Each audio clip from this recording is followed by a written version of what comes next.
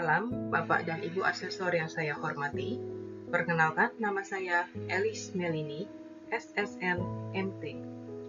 Saya adalah seorang dosen tetap di program studi Desain Komunikasi Visual Fakultas Desain Universitas Pelita Harapan yang terletak di Kabupaten Tangerang, Provinsi Banten. Pada kesempatan ini, perkenankanlah saya untuk menyampaikan pernyataan diri saya sebagai dosen melalui video unjuk kerja Tridharma Perguruan Tinggi bidang pengajaran. Sebagai gambaran tentang bagian-bagian penjelasan dalam video ini, secara singkat, video ini terbagi menjadi 2 bagian, di mana pada bagian pertama, saya akan menjelaskan tentang rencana pembelajaran semester dari mata kuliah yang saya ampu, yaitu Desain Grafis 2, termasuk di dalamnya deskripsi mata kuliah, sumber referensi pustaka, metode pembelajaran, capaian pembelajaran, serta penilaian pembelajaran. Lalu pada bagian kedua video ini, terdapat cuplikan sesi belajar mengajar secara tatap muka di ruang kelas, termasuk interaksi saya dengan mahasiswa berupa kegiatan tanya jawab.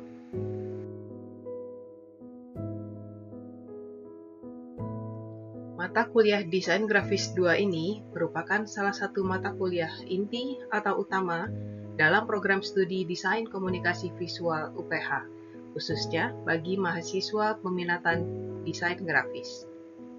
Mata kuliah ini ditawarkan setiap semester genap untuk mahasiswa tahun kedua atau semester keempat, dengan bobot sebesar 4 SKS, dan prasyarat untuk mengambil mata kuliah ini adalah pernah menempuh Desain Grafis 1. Dalam mata kuliah ini, mahasiswa akan belajar tentang penerapan prinsip desain, semiotika, teori warna, tipografi, dan komunikasi visual. Dengan menekankan tanggung jawab sosial dan lingkungan, mahasiswa menganalisis studi kasus dan mengembangkan wawasan global. Dan melalui pembelajaran berbasis proyek, mahasiswa berlatih mendesain sistem identitas visual sebuah brand secara komprehensif, mengasah keterampilan kolaborasi dan presentasi. Mahasiswa juga berlatih untuk mempertahankan konsistensi visual dalam sebuah identitas dengan menghasilkan Graphic Standards Manual. Ada 5 capaian pembelajaran lulusan prodi yang dibebankan pada mata kuliah Desain Grafis 2 ini. Pertama, menunjukkan sikap bertanggung jawab atas pekerjaan di bidang keahliannya secara mandiri. Kedua, menunjukkan komitmen terhadap seni rupa dan keilmuan desain komunikasi visual melalui proses dan hasil rancangan yang menjunjung integritas dan kejujuran. Ketiga, menguasai hakikat keilmuan seni dan desain dalam berbagai konteks yang melatar belakangi tiap perkembangan zamannya yang dilandasi oleh berbagai wawasan dunia. Keempat, menguasai teori dan prinsip ilmu seni rupa, ilmu desain, semiotika, serta ilmu-ilmu lain yang mendukung bidang keahlian dan pekerjaan desain komunikasi visual, serta menguasai prinsip-prinsip teknologi untuk menghasilkan karya seni rupa. Kelima, mampu secara kritis dan sistematis melakukan penelitian visual dan menganalisa pesan yang ingin disampaikan oleh komunikan dan menerjemahkannya dalam bentuk rancangan visual. Kelima capaian pembelajaran lulusan tadi kemudian diturunkan menjadi 5 capaian pembelajaran mata kuliah yang lebih spesifik, yaitu pertama, mengaplikasikan prinsip-prinsip desain yang mendasar secara efektif dalam menciptakan identitas visual dengan memanfaatkan semiotika, teori warna, dan tipografi. Kedua, menilai secara kritis dan menyempurnakan pilihan desain berdasarkan prinsip-prinsip warna, tipografi, dan semiotika tadi untuk memastikan komunikasi merek yang efektif. Ketiga, menumbuhkan sensitivitas terhadap elemen estetika, memahami dampaknya terhadap persepsi merek dalam konteks sosial masyarakat, dan mengembangkan apresiasi terhadap estetika desain. Keempat, mengelola proses kerja dengan bertanggung jawab, baik dalam tugas mandiri maupun kolaborasi dalam diskusi kelompok, proyek, dan kritik, menunjukkan komunikasi efektif terkait konteks dan prinsip desain. Kelima, menyempurnakan konsep desain berdasarkan umpan balik dari evaluasi kritis, menunjukkan kemahiran dalam mengadaptasi identitas visual untuk memenuhi tujuan brand dan kesesuaiannya dengan konteks sosial di sekitarnya. Metode pembelajaran yang digunakan dalam kelas Desain Grafis 2 ini adalah sebagai berikut. Sebelum kelas berlangsung, secara asinkronus, mahasiswa akan diminta untuk membaca materi kuliah dari dokumen digital yang tersedia dalam Microsoft Teams kelas ini. Lalu selama kelas berlangsung, yaitu secara sinkronus, pertemuan tatap muka di kelas, pertama-tama saya selaku dosen akan membawakan materi berupa kuliah.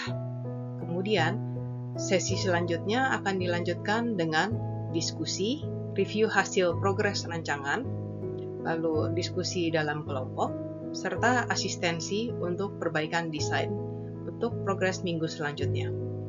Dan setelah kelas berlangsung secara asinkronus, mahasiswa akan memasuki kegiatan belajar mandiri dengan pembelajaran berbasis proyek, di mana mereka perlu mengerjakan latihan sesuai arahan dan masukan dosen di sesi tatap muka.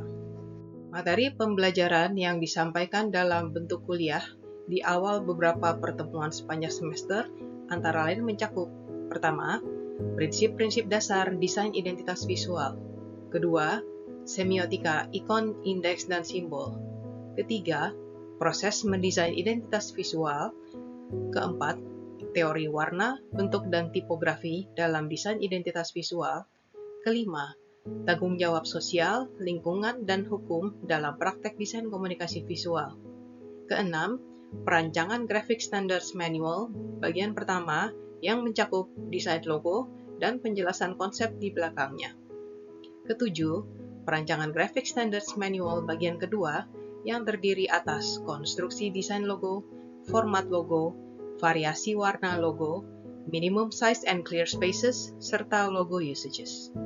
Dan terakhir, perancangan Graphic Standards Manual bagian ketiga yang mencakup fotografi atau ilustrasi, sistem grafis, serta aturan penerapannya dalam aplikasi desain. Materi pembelajaran tadi disusun dalam bahan ajar yang bersumber dari pustaka utama kedua buku ini, yaitu Logo Design Workbook, A Hands-on Guide to Creating Logos, karangan Adams and Morioka, serta Designing Brand Identity, 3rd edition, karangan Alina Wheeler.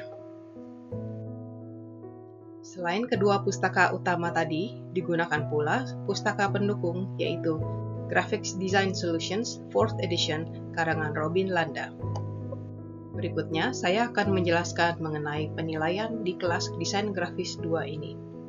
Ada 3 aktivitas penilaian, yaitu ujian tengah semester yang dilaksanakan pada minggu ke-8, ujian akhir semester yang dilaksanakan pada minggu ke-16, serta CAT atau kegiatan akademik terstruktur yang dilakukan sepanjang semester, terdiri dari sebaran beberapa komponen penilaian. Bisa dilihat pada tabel yang kedua di bagian bawah.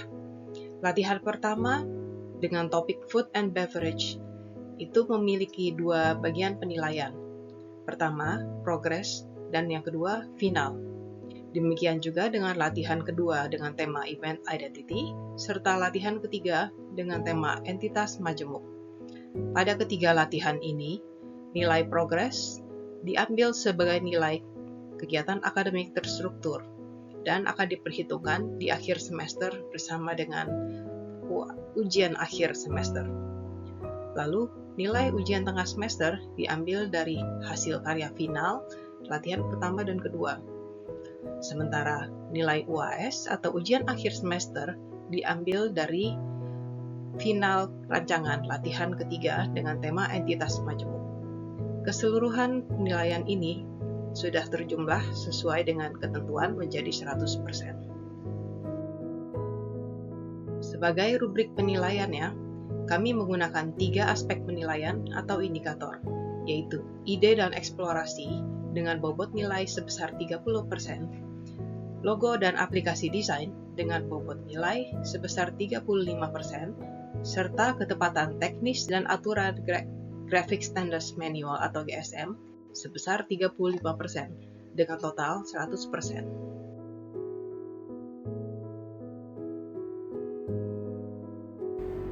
Selamat pagi teman-teman mahasiswa semuanya. Pagi ini kita akan masuk ke bagian ketiga dari topik desain identitas visual yang berfokus pada sistem grafis.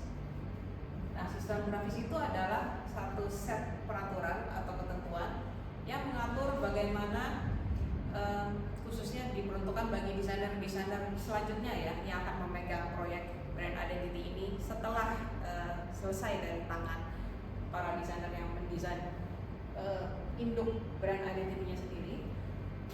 Mereka akan membuat sebuah sistem grafis yang dituangkan dalam dokumen yang biasa disebut brand guidelines atau Graphic Standards Manual, disingkat GSM ya biar gampang disebut. Itu yang akan digunakan oleh desainer-desainer selanjutnya untuk menerapkan konsistensi visual di semua aplikasi selanjutnya.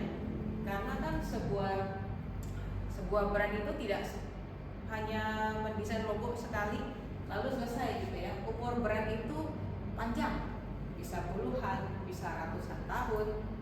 Seperti Coca-Cola contohnya atau Shell itu ada dari tahun 1900 sekian gitu. Nah, karakteristik dari brand guidelines yang baik itu adalah yang dapat menyeimbangkan konsistensi visual dengan fleksibilitas visual. Kenapa begitu? Karena kalau brandnya tampilnya begitu-begitu doang gitu ya, logonya satu warna, satu jenis warna gitu, misalnya merah dan biru, lalu di mana-mana selalu tampilnya merah dan biru, itu akan monoton atau boring. Nah, gimana contohnya misalnya logo merah dan biru itu kalau ketemu background hijau, kan warnanya akan ditabrakan ya. Di situ kita perlu menyediakan bagaimana nih versi logo lain yang bisa dipakai di background hijau. Contohnya seperti itu. Itu masalah fleksibilitasnya. Jadi perlu ada fleksibilitas penerapan logo dan elemen visual lainnya, namun juga yang dapat tetap menjaga konsistensi visualnya. Nah, kita masuk ke contoh-contoh studi kasus. Yang pertama ini Collabo Forest. Ini tuh semacam kayak tempat berkumpul, rest area, tapi juga bisa menjadi co-working space gitu ya, intersection antara Jakarta dan Cibitung di lokasi strategis. Ini adalah karya real dari creative agency bernama Unitree gitu ya. Ini sebenarnya creative agency yang dibangun oleh alumni UPH juga. Jadi kakak kelas kalian harus bangga.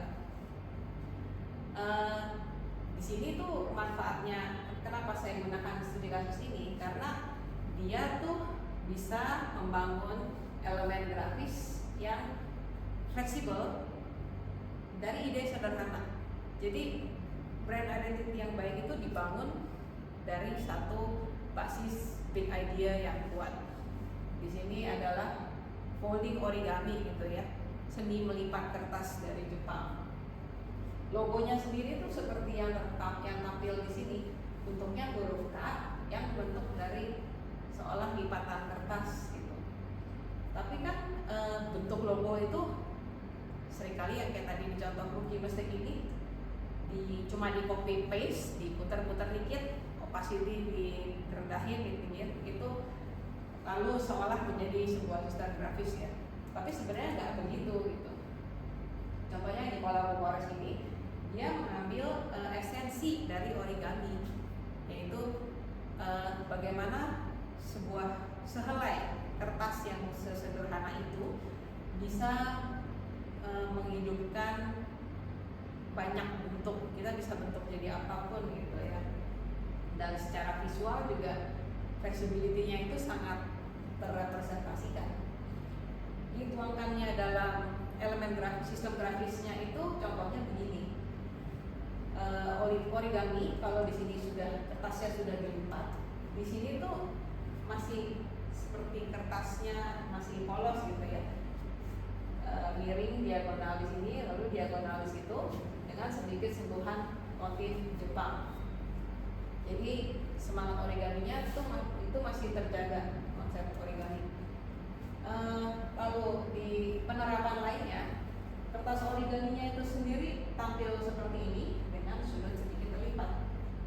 Ya, bayangkan kalau ini nggak ada bagian putihnya, tidak ada segitiga itu, mungkin jadinya biasa aja ya, seperti kayak segitiga flat gitu. Tapi begitu dikasih lipatan, kita jadi bisa nangkep bahwa itu maksudnya origami, bahwa itu tuh sebenarnya 3 dimensional gitu, dengan sedikit ada shadow di sini. Demikian juga dengan bentuk-bentuk yang hadir. Nah di sini kan seperti ada sudut tajamnya gitu ya. Itu juga merepresentasikan bentuk-bentuk yang bisa kita capai dengan melipat kertas. Tapi dia pakai untuk cropping fotografi. Gitu. Jadi ini tuh contoh bagaimana sebuah sistem grafis itu bisa sangat fleksibel, sekaligus juga mempertahankan konsistensi visualnya dari berpegang pada satu big idea.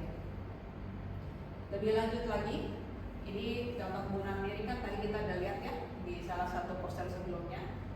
Lalu ini ada lagi nih, perpotongan ini sebenarnya kan mirip dengan yang ada di dalam logogramnya.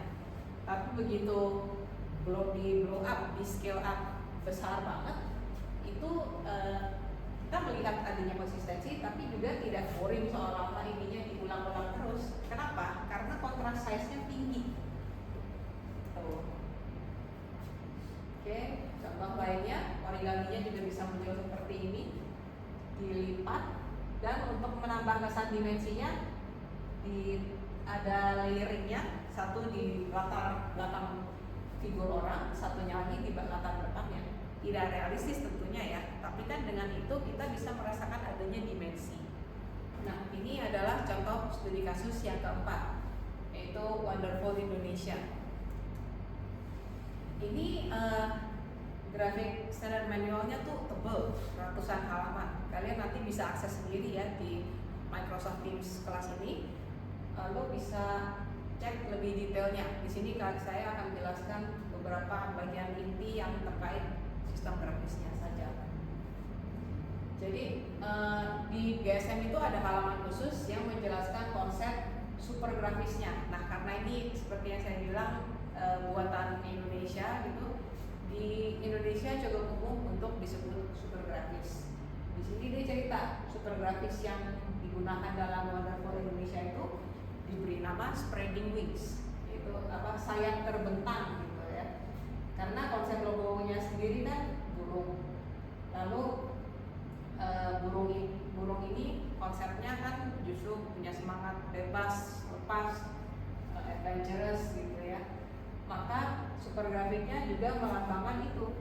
Secara visual beda, tapi karena kita berpegang pada satu big idea seperti tadi di origami, desainernya tuh membuat super grafis yang nyambung secara makna dan juga punya karakteristik visual yang mirip, yaitu garis curve halus, padahal beda. Jadi konsisten dan fleksibel gitu ya. Ingat, pokoknya dalam sistem grafis kuncinya dua itu, konsisten tapi fleksibel, selalu menjaga keseimbangan tersebut. Nah, Wonderful Indonesia juga menggunakan motif. Dia punya pilihan beberapa motif, sekaligus penggunaannya di beberapa jenis warna latar. Ada yang hitam, ada yang grey ya, dan nanti ditentukan kalau di hitam di flip warnanya di reverse pakai motifnya putih. Begitu warnanya gelap, warna motifnya yang keluar, bisa ungu, bisa warna lain. Nanti ada lagi halaman khusus yang menjelaskan warna. Nah, contoh penggunaan super grafis itu aplikasinya ini seperti ini. Disediakan template, poster, atau misalnya yang ini vertikal, ini horizontal. Nah, ini contoh penggunaan super graphic spreading wings tadi dalam aplikasi nyata ya.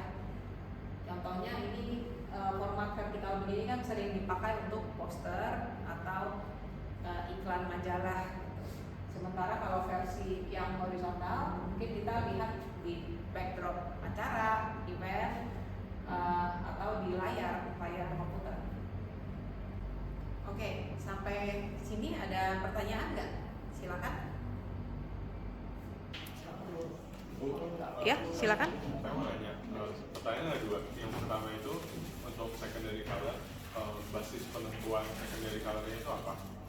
Untuk pertanyaan kedua, dalam konteks super grafik yang mungkin bentuknya lebih konkret sehingga dia harus ada kayak pemanjangannya tidak bisa langsung di scale gitu aja, secara teknis itu gimana? Oke, terima kasih atas pertanyaannya. Saya coba jelaskan dulu ya. Untuk yang secondary color, saya mundur sedikit ke slide sebelumnya. Nah, ini contoh primary color, lalu secondary color. Gitu. Yang disebut primary color itu adalah biasanya warna yang memang muncul di logo utamanya. Jadi logonya di sini dua warna ya, yang utama yaitu hijau dan hitam, dan mereka bisa ditukar gitu, warna latar dan warna figurnya. Lalu saat single color seperti cetak satu warna, dia munculnya hanya hitam aja. Lalu secondary color ini munculnya dari mana? Nah, brand identity itu sebenarnya tidak statis, dia tuh berkembang seiring berkembangnya kebutuhan brand juga. Brand itu misalnya dia tadinya berawal sebagai perusahaan kecil, tapi maksudnya belum banyak berinteraksi gitu ya. Tapi seiring bertumbuhnya sebuah bisnis, makin banyak interaksinya dengan brand-brand lain, dengan media lainnya gitu ya. Kadang kalau co-branding ataupun sponsorship biasanya itu kita ada kebutuhan untuk menyandingkan dua warna brand. Nah, saat kebutuhannya itu sudah mulai kompleks, itu bisa saja sebuah brand itu mengupdate brand guidelines-nya dan menambahkan secondary color seperti ini. Jadi saat yang wise-nya ini masih versi lama, yang biru ini, biru tua, belum ada secondary color. Tapi dengan dia makin berkembang, makin banyak berinteraksi dengan brand-brand lainnya gitu ya. Kadang misalnya dia co-branding dengan bank, dengan atau retailer gitu. Kadang warnanya kalau terlalu itu aja, itu bisa clash sama kebutuhan visual lainnya. Maka dengan adanya penambahan secondary color ini, kita berusaha menambahkan warna apa yang masih sesuai feel-nya dengan apa yang ingin ditampilkan oleh klien kita, tapi juga bisa dipakai untuk lebih fleksibel untuk kebutuhan aplikasi co-branding itu sih. Seperti kalau lihat di sini, dia masih mempertahankan skema warnanya tuh yang tint pastel gitu ya. Seperti warna utamanya hijaunya tuh hijau tint agak pastel muda, bukan yang tua seperti biru yang ini. Nah, dengan menggunakan skema warna pastel seperti ini, lalu ada beberapa hue yang lain, beberapa hue ekstra gitu ya, kuning, ungu, dia akan lebih bisa memilih warna mana yang cocok digunakan bersama dengan brand lainnya atau kebutuhan media promosi, biasanya promosi lainnya. Gitu. Lalu untuk pertanyaan kedua mengenai penggunaan scaling atau Jadi tadi mungkin penempatannya ya dari desain dari supergrafis itu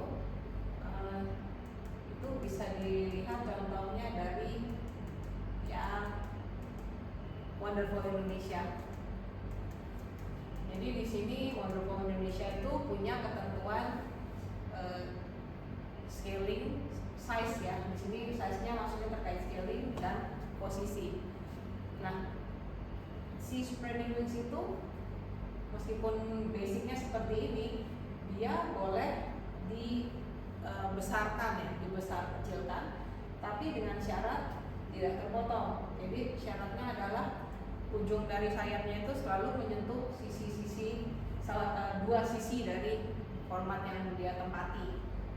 Contohnya kalau di bagian di format horizontal yang butuh pembagian bidang atas bawah, maka dia posisinya seperti ini, lalu dia bisa di scale sampai menyentuh tepi kanan dan kiri. Tapi saat dia diperlukan untuk membagi bidang secara diagonal, contohnya misalnya mau taruh logo di sini, lalu di sininya foto, dia bisa dirotasi, lalu di scale sampai menyentuh tepi atas dan tepi kanan. Jadi itu ya fleksibilitas ketentuan scaling dan positioningnya.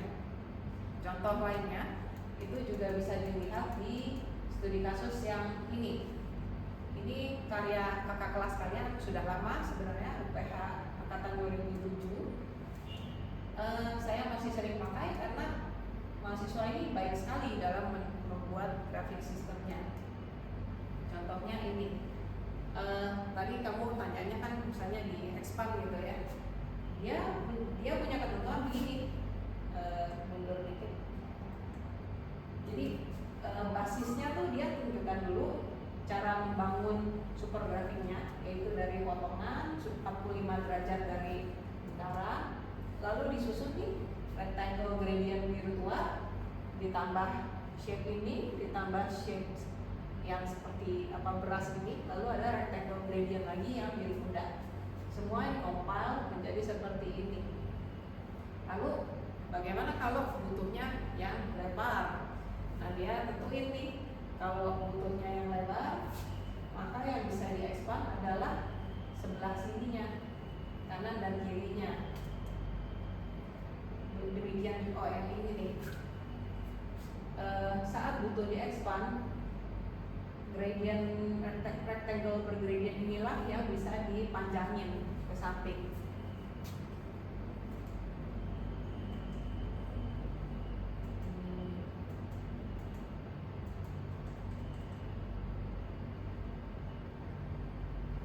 Jadi posisi ininya tuh ditentukan fix gitu ya. Yang boleh melebar adalah kanan dan kirinya. Gitu. Semoga cukup jelas ya. Demikian video unjuk kerja Tridharma Perguruan Tinggi bidang pengajaran saya. Terima kasih banyak atas perhatian Bapak dan Ibu Asesor serta seluruh tim panitia sertifikasi dosen tahun 2024. Salam sejahtera bagi kita semua.